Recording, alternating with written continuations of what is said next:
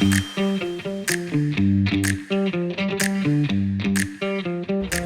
hello everyone. I'm doing my BioTalk today on blood, so yes. Okay. Oh wait, there we go, okay, fix it. Alright, so the functions of blood is to transport oxygen and nutrients to the lungs and various tissues. They form blood clots to prevent excessive blood loss when you get injured. They carry cells and antibodies that fight infection, and they bring waste products to the liver and the kidney, which filter and clean the blood. And finally, they regulate the temperature. And then in addition, they actually monitor like CO2 levels, so they keep it at the right pH. In addition. So I'm just gonna go over some various activities that blood does. So the first one is transportation, and basically it transports oxygen from the lungs to the cells of the body, which is needed for its metabolism. And the carbon dioxide produced during metabolism is carried back to the lungs by the blood, where it's exhaled. And the blood provides cells with the nutrients, transports hormones, and removes waste products, which the liver and kidneys or intestines get rid of. And then the blood also helps to keep certain values of the body in balance. It makes sure that the right temperature is maintained by blood plasma, which can absorb or give off heat depending on which is needed, as well as the speed at which blood is moving. And then when the blood vessels expand also, the blood flows more slowly, and this causes heat to be lost.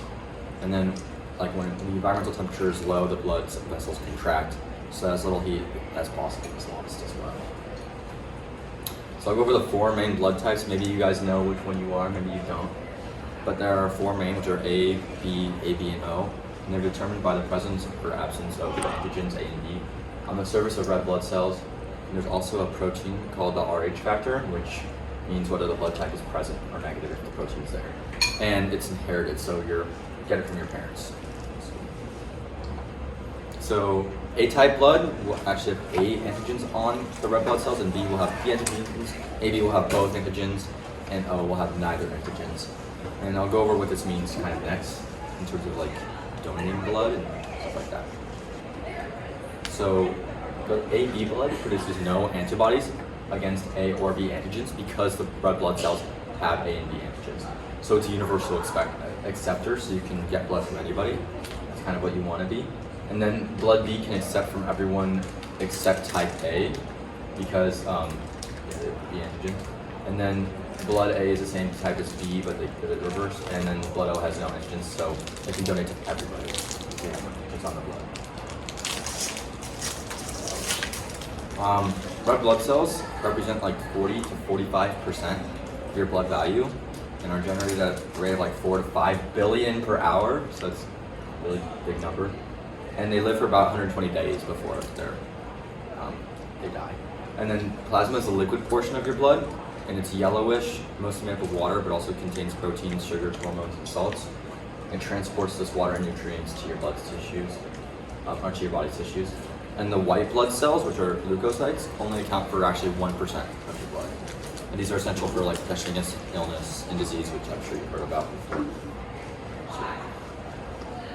And then property of blood is that they use platelets, which are tiny red blood cells, to help your body form clots to stop bleeding. So if a blood vessel is damaged, it sends out a signal to the platelets nearby, which rush to the damaged site and then clot to fix the injury. And this process of spreading across the surface of a damaged blood cell to stop bleeding is called adhesion. And this is because when they get to the site, they grow sticky like little tentacles that then help them stick to one another.